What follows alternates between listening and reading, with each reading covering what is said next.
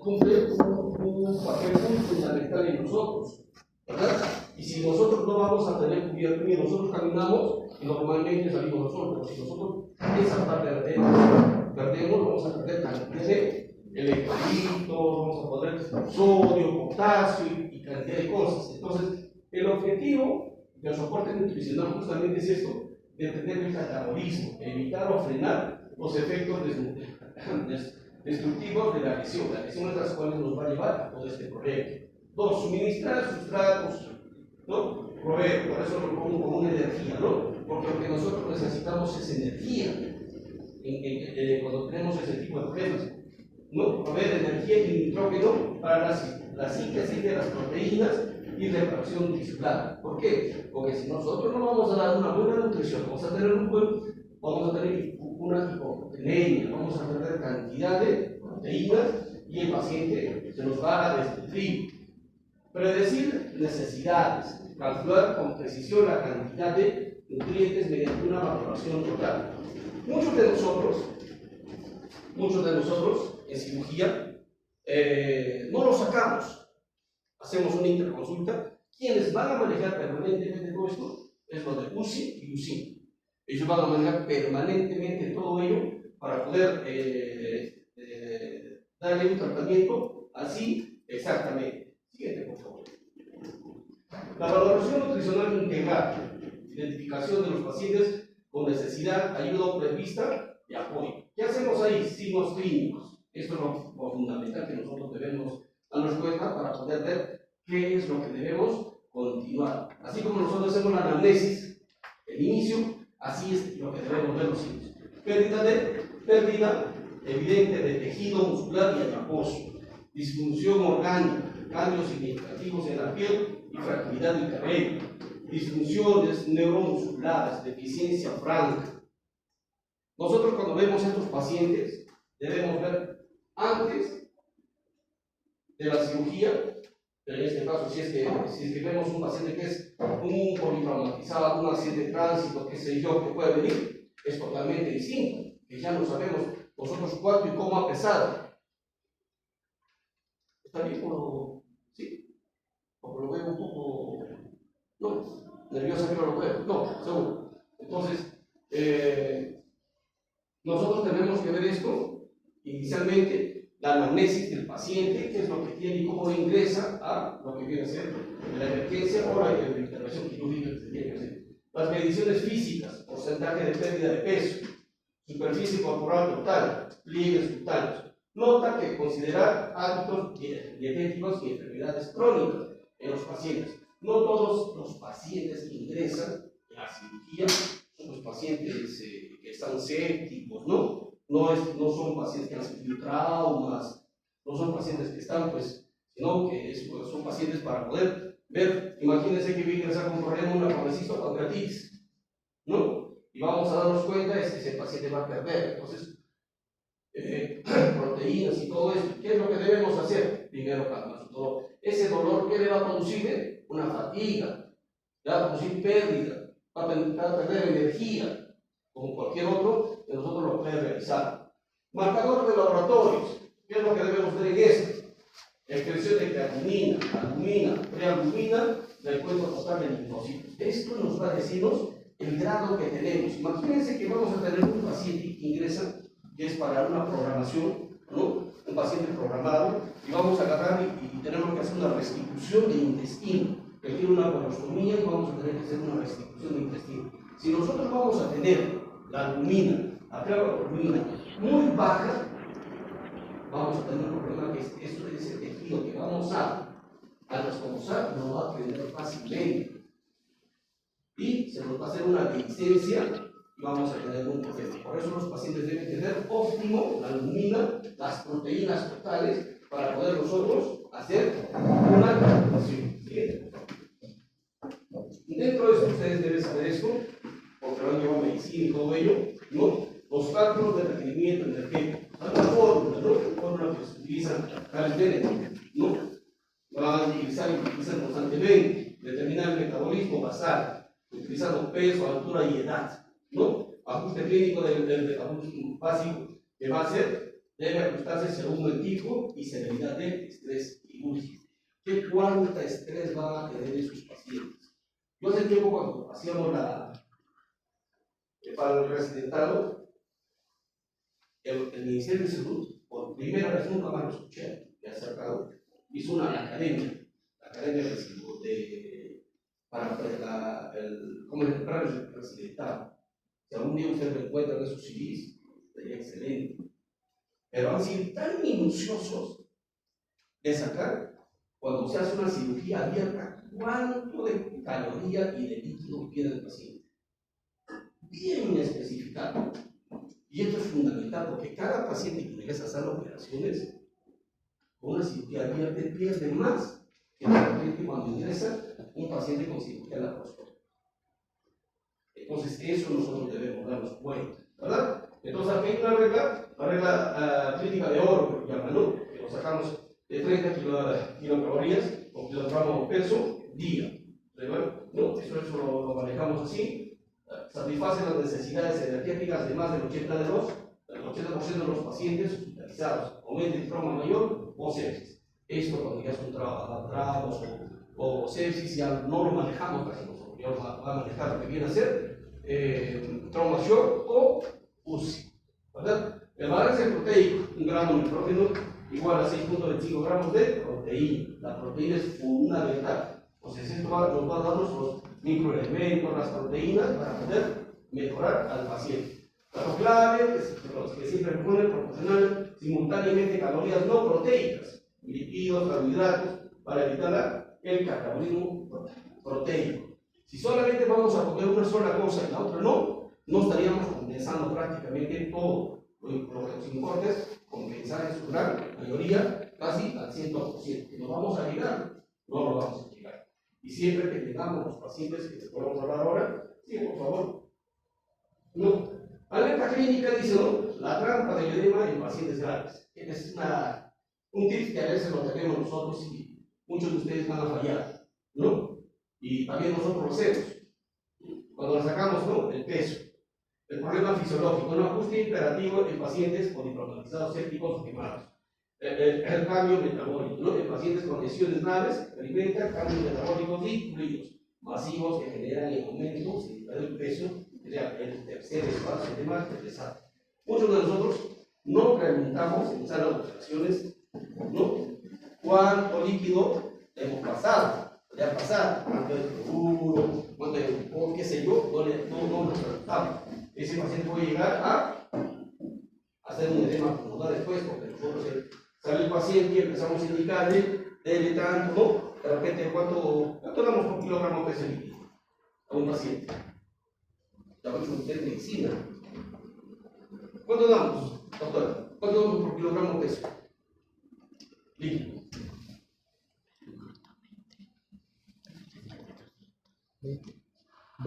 20 qué? Mililitros. ¿Por qué? Por kilogramo de peso. ¿Quién da más, quién da menos? Hay un libro que se llama el TNT, si algún día lo van a encontrar ese libro, ¿no? No es la dinamita, TNT es la difusión total, ¿no? Entonces, TNT tiene un tanto de poder, ¿verdad? La dinamita. Pero este es un libro en las cuales les dice detalladamente, más o menos, para cada, lo que viene a ser para cada patología. Entonces, si nosotros vamos a la mente, no estamos en cosquillas, ¿verdad? Le vamos a darle 50, 70 ml por kilogramo de peso. Entonces dicen algunos 30 a 70 ml. Muy bien. Entonces, más o menos, le vamos a calcularle por kilogramo de peso. Si le quiero o no le quiero. Si le vamos a dar demasiado, vamos a descantizar. Muchos de los pacientes que son medicamentos, que tienen una hipoproteinemia, van a ser edemas. Cuando fuimos a la rotación conmigo, les mostré pacientes que no están desnutridos, edematizados. No creo que ni se haya olvidado cuando están pensando. ¿Recuerdas? ¿No? Entonces, esos edemas hacen que nosotros a veces empezamos más o menos y en base a eso sacamos ¿no? Es un error garrafal que hacemos esto. Por eso es que debemos hacer el peso en seco, dice, no, la solución clínica, uso del peso en seco, todos los cálculos nutricionales deben de realizarse rigurosamente utilizando uno, el peso seco del paciente, cuánto pesaba antes de seco, ahora, si quiero, el peso previo habitual antes del trauma, podemos ver, ¿no? Y nunca calcule soporte sobre el peso agudo matizado, porque si no vamos a ver problemas. Este es un algoritmo muy interesante de la decisión empírica o paleoteal. Aquí entramos más ya, a lo que ver, a ver los pacientes que tengamos las patologías un poquito más complejas. Entonces aquí vemos, ¿no? Tracto gastrointestinal, nutrición y accesible. ¿Y qué si es accesible o es accesible? Entonces, dentro de esto tenemos dos parámetros. Sí, nutrición entérica, no nutrición. Eso debemos darlo cuenta, porque en base a esto vamos a realizar los tipos de alimentación que vamos a dar a cualquier tipo de paciente. Primera línea de elección, beneficios claros. Preservar la barrera intestinal, menor riesgo de infecciones costo reducido. ¿Por qué decimos esto? Por las velocidades. Si nosotros vamos bien literal, la absorción es mejor. Va a absorber la velocidad intestinal, gástrica, va a absorber todo esto y va a nutrir de mejor manera.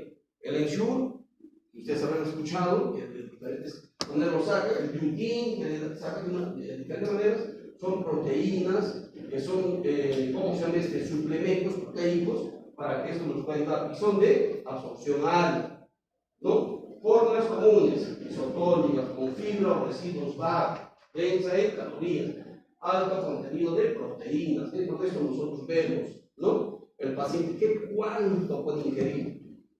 Si ingiere bien, empezamos poco a poquito con una dieta líquida tolerancia oral o dieta líquida restringida, ¿no? Que debería llamarse. Entonces, vamos a darle cierta cantidad por cierto tiempo para que ellos puedan absorber. Y poco a poco empezamos a darle lo que viene a ser la dieta líquida amplia, que será ya más calditos, ya de mazamorra, gelatina, qué sé yo, ¿no? Cuando la vía entera es imposible suministrar calorías y sustratos directos al torrente sanguíneo para separación de tejidos, indicaciones generales, trauma, sepsis, grave con desnutrición o fallo absoluto de absorción gástrica. Muchas veces nosotros hacemos expulsión pilórica. En una expulsión pilórica no va a pasar nada. Cerramos el estómago internamente porque tenemos un daño en lo que viene a ser el duodeno o el intestino. Entonces esto nunca va a dejar, nunca va a sanar, no va a cerrar. Porque sí o sí tenemos que hacer una expulsión pilórica y tenemos que hacer una gastroentérica, una anastomosis. Entonces sí nos va a ayudar de alguna manera. Que después me voy a explicar otra cosa, ¿no? Vamos, siguiente. Vías de acceso para alimentación técnica. Sonda nasonuclear, que va a interesar, ¿no? Hasta aquí es directo. Pero también hay otras sondas, ¿no? Disminuir el riesgo de flujo masivo. ¿Cuántas veces lo hemos puesto? Cuando hemos tenido pacientes que han tenido el daño en el duodeno. El duodeno fácilmente lo cierra porque es líquido. Y la bilis es cáustica, va a quemar, ¿no? Entonces, otro que tenemos, sonda, ¿no? Yeyunar, que podemos ponerle, sonda nasogástrica, que eso ya lo sabe usted permanentemente, que lo utilizamos, lo que es la gastrostomía endoscópica percutánea. Esto pocas veces hacemos esto. Tenemos se hace un orificio y ahí se coloca una sonda.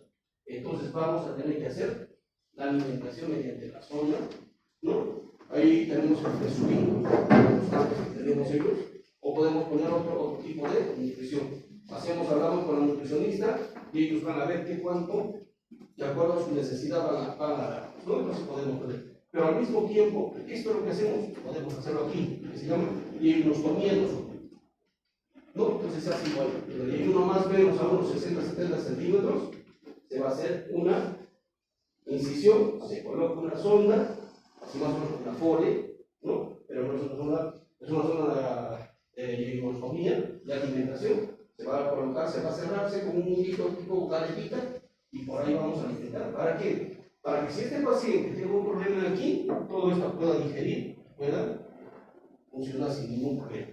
Lo que nos interesa es que este paciente esté nutrido. Si no, no va a cerrar, no va a pegar. Yo les digo así 100%. Bien, por favor. Nutrición parenteral, indicaciones específicas. Trauma y gravedad. Estados críticos sistémicos. Pacientes graves con desnutrición. Persistentes importantes. Sepsis severa. Muchos de estos pacientes están sépticos y están prácticamente sedados. Gran parte de estos pacientes están en trauma-shock, están en UCI, ¿no? Traumatismo quirúrgico mayor, traumatismo accidental grave, pacientes hipermetabólicos graves, pronóstico mayor 5 días, 5 días, ¿no? Entonces, debemos darnos esto cuenta bastante. Anomalías del tracto gastrointestinal, ¿no? Falla gastrointestinal, síndrome de intestino corto, lo que se decía, ¿no? Intestino corto, ¿qué puede dar resolver? ¿Cuánto tiene el intestino normalmente? El intestino delgado normalmente. Ayúdame, doctora. Hasta 7 metros. Hasta 7 metros. Más o menos 8 metros. ¿Y cuánto produce de líquido ese intestino?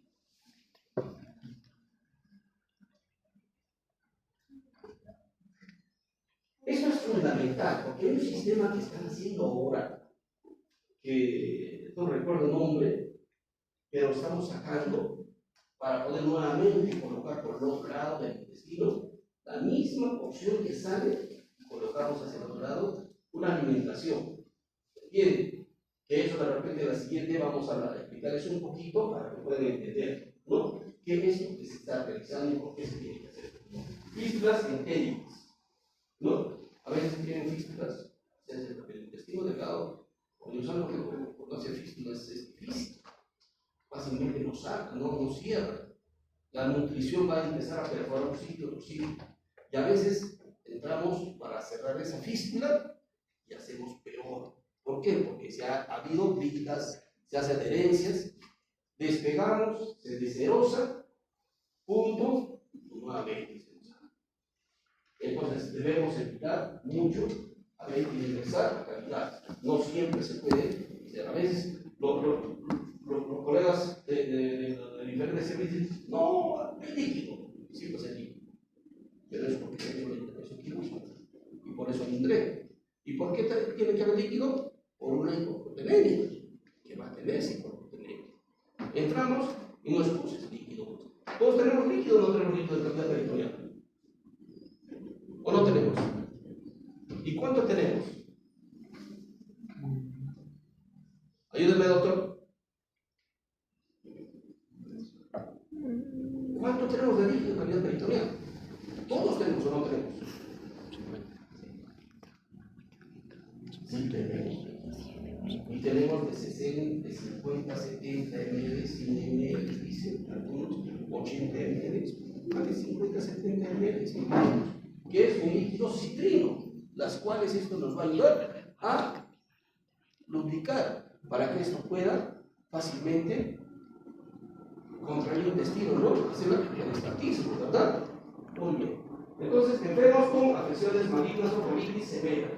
Pacientes que tienen colitis, si están en medicina pasando, o están pasando por los sitios, van a ver este tipo de pacientes que hacen 4, 5, 6, 8 veces diabetes. No nosotros.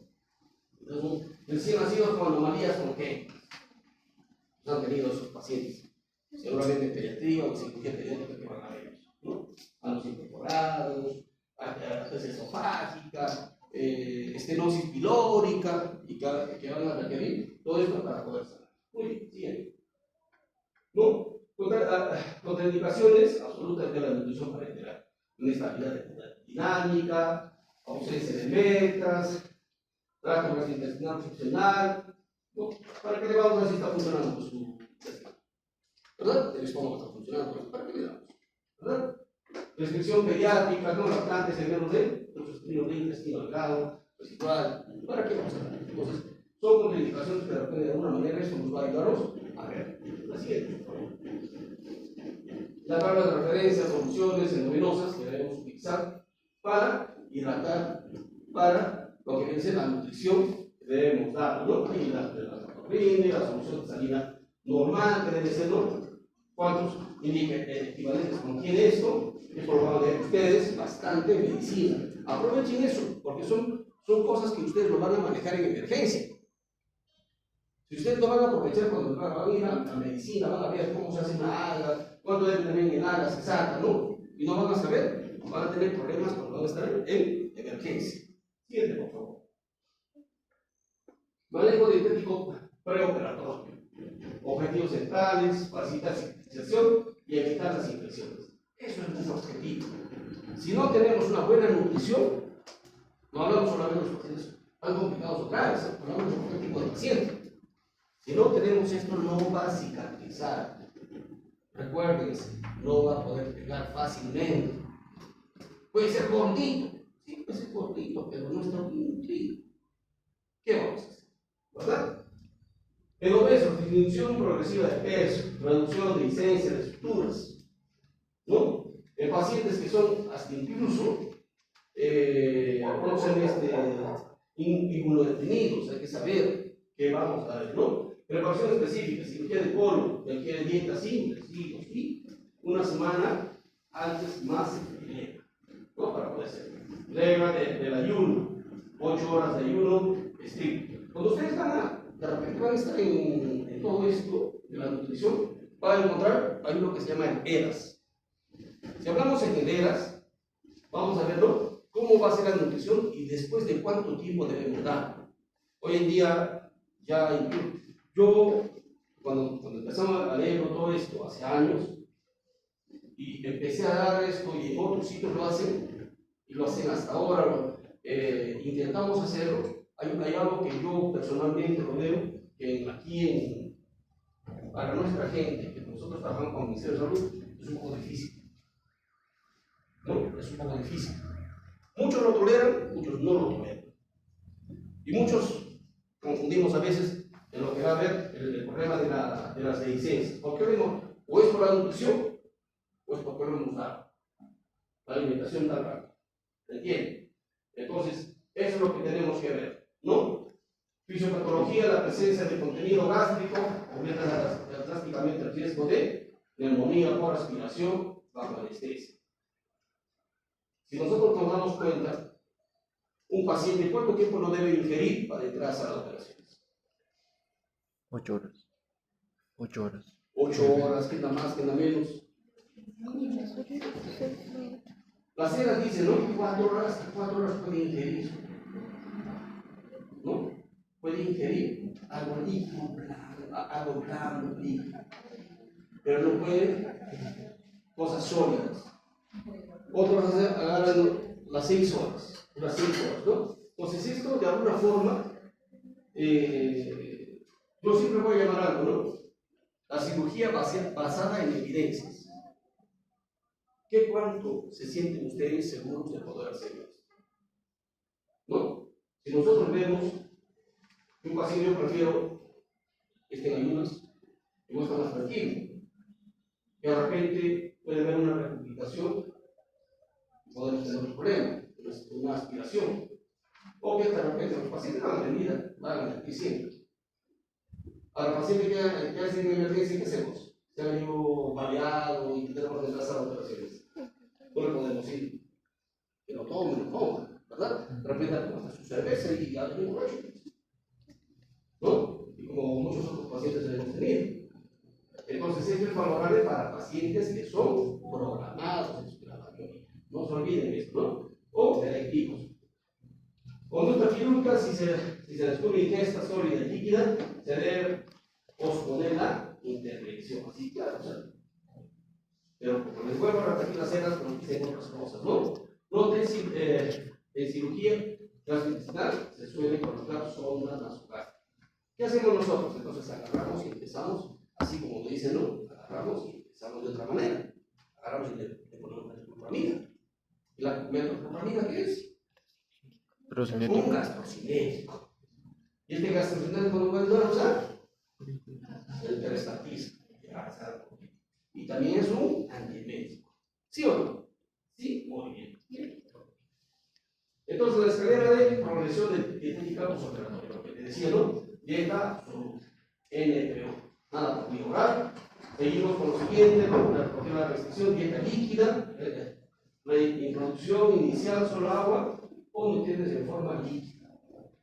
Dieta semilíquida, no semiblanca, que se le pone, pero si uno requiere más masticación, ¿no? Puede ser licuadita, puede ser de alguna manera un caldito, una mazamorra, ¿no? Vamos a ver, dieta blanca, y con grasa puede ser una dieta normalmente, dependiendo de la patología que estamos viendo, para poder hacer. Y dieta basal, por bien, dieta estándar, porque tenemos facilidades de digestión. Entonces, ¿qué va a pasar? Ya le damos de alta al paciente, ¿verdad? Le damos de alta, ya no quiere, ya está todo tranquilo. Pues bueno, a la casa. ¿Qué haces aquí, verdad? Y muchas veces lo hacemos en 2 días. Ahora, ojo, hay pacientes que son cirugías de día. Hace años el doctor Stanley, si es que no me equivoco, es el doctor Stanley, si es que no me equivoco, hacía lo que es cirugía de día, y ese doctor hizo una buena casuística. Operaba en la mañana las vesículas y en la tarde de la casa. Y empezaba a poner, ¿no? Cómo se ven cierto tipo de tratamiento, y los hacía. Solamente esos son pacientes que de repente son cirugías no complicadas. Va a ser cirugías no complicadas. De las cirugías complicadas no vamos a poder hacer eso, ¿verdad? Sí, no vamos. Las hernias, sí, pues las hernias podemos hacer la laparoscópica en la mañana, tranquilo, con analgesia, a la casa. Se supone que tenemos solucionado, ¿verdad? No son rápidas. Siguiente.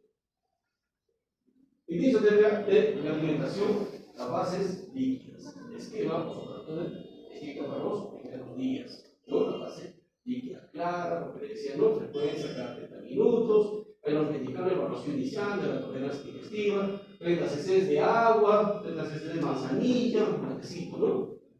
30 cc de caldo, de sopa, estrictamente, sin verduras y bien colado. ¿No? Para que esto me pueda ayudar. Cuando yo trabajaba en otro sitio, yo leía un artículo en las cuales era un trabajo experimental que habían hecho para poder, cómo nosotros ayudamos al paciente a que cómo se empieza a funcionar de mejor manera el intestino. Lo hice aquí también eso, masticando chicle. Dicen, ¿cómo? Sí, pues. Mastica chicle, ¿y qué pasa? Empieza a producir la digestión, ¿no? Pero algunos agarran un poco de café. El café aumenta el peristaltismo. Al masticar chicle, igual va a empezar a ayudar a todo ello, ¿verdad? Entonces, aquí lo hice y me fue bien con los pacientes algunos que se daban un chistecito que nos ha ayudado bastante. Algunos no lo hacen, que los artículos son así. Se supone que no es ¿cómo se mete? Cirugía experimental, que nos ayudó por ello, ¿no? Líquidos completos, duración por 15 días, frecuencia cada 30 minutos, 60 cc, aumento de la densidad calórica y proteica, sopas con pollo, bien coladas, ¿no? Suplementos médicos, ¿no? Jugos bien licuados y compotas caseras. Compotas son los refrescos, ¿no? Yogur descremado sin azúcar, infusión de manzanilla, ¿no? Entonces vamos dando poco a poco todo esto al paciente dependiendo de qué tipo de patologías van haciendo esto. Por ahora les decía, ¿no? Cuando nosotros hablamos generalizado. ¿Por qué? Porque se debe hablar de diferente manera con los pacientes por diferentes patologías. Cuando nosotros tenemos diferentes patologías, vemos qué es lo que debemos dar. ¿No? Transición final a dieta sólida, ¿no? Dieta semiblanda, semilíquida, textura no precisa, masticación, tolerancia fácil, digestión baja, estimulación gástrica, sin especies. Limitación. Muchas personas, cuando le damos a veces con cierto tipo de especies, ya veces agregadas, ¿no? Comino, pimienta, ¿no? Puede ser daño. Son pacientes que recién están saliendo, ¿verdad? Entonces, eso hay que tener en limitación. Es una dieta, nutricionalmente incompleta, se usa por corto tiempo. La dieta blanda, textura blanda, requiere masticación leve. En esto, chicos, también deben tener cuidado cuando vayan a trabajar en el café y en la parte social. En estos pacientes, vamos a suponer, capaz que estén niños. El paciente ha sido operado aquí, y lo han mandado a su casa. Bueno, para que lo hagan la curación, está la doctora de turno, y viene la doctora y le va a contar. Hay algo que no se da cuenta, ¿no? Pero ¿por qué no mejora? No, cada vez sigue y sigue, no está mejorando. Un problema grande que se tiene es que nosotros obviamos la dentadura de esos pacientes. Muchos de estos pacientes no mastican, el proceso masticatorio, no mastican, pasan, porque no han masticado bien, y están botando casi entero y nos están absorbiendo todo lo que quieras. Entonces eso es lo que nosotros tenemos que dar. Bueno, ¿ya? Entonces, otros alimentos fáciles de digestión, baja en grasa, fibra vegetal, tolerancia escasa, estimulación gástrica, poco alimentaria. ¿Qué hacemos si nos pegamos, por ejemplo, vamos a suponer, unos hemorroides en el ano? ¿Qué tipo de dieta le daríamos? El primero, el segundo día. No escucho. ¿Qué tipo de dieta le daríamos a ese paciente? ¿Le vamos a comprar algo? ¿Qué le damos? ¿Qué tipo de dieta? Semillas. Ese es nuestro gran problema, ¿se dan cuenta? Entonces empezaremos, como no hemos tocado nada del intestino, podemos darle de repente hasta 6 horas que pase, le damos una zamorrita, podemos darle una gelatina ya fresca. Y ahora puede tomar un poco de leche. Porque no hemos tocado nada de lo que es el intestino. Y 2, se le hace anestesia regional. Pero ¿qué es lo que pasa? Siempre la anestesia va a provocar una parálisis del intestino. Siempre provoca esto. Entonces, ¿qué hacemos? Le vamos a dar metoclopramida. ¿Pero para qué damos metoclopramida si le hemos por el ano? ¿Se imagina que en la primera defecación de ese paciente nos va a odiar? Entonces, ahí va. Bien, fibra. Una fibra debemos darle a los pacientes. Una fibra de las cuales debe ser formador y ablandador de la heces, para que esto pueda pasar tranquilamente. La primera vez le va a doler tremendamente, ¿no? Y a algunos no les va a doler, les va a ayudar bastante.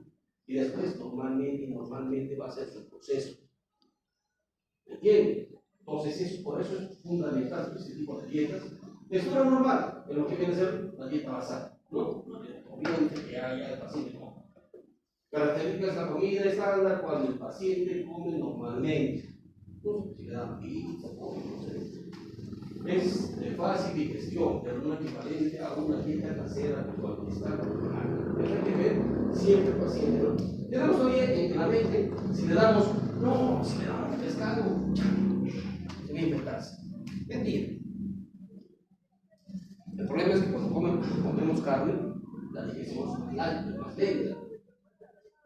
Y se nos va a poner un poco enmarronada. Pero lo demás no. Lo que sí es cierto es que hay que darle ningún irritante, ¿no? Porque eso le va a molestar. ¿Verdad? Cierto. ¿No? Pero eso indica soporte quirúrgico. Los 4 acción más para el pase de chica y el carne.